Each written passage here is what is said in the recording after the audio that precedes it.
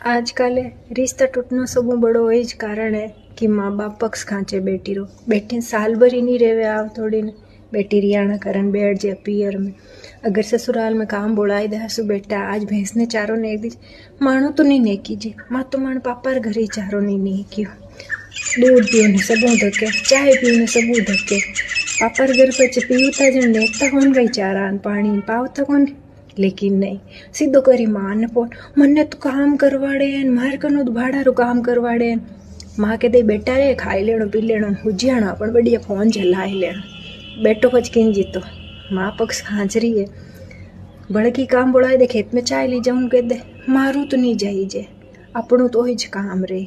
माँ ने बड़ फोन करी मन्ने तो आज डोकड़ी यूं कह दियो जित माँ के दे आवरी बेटा आवरी बेटी जावरी थैला लेन पीर बेटा रे रियाणे कोई घर कोई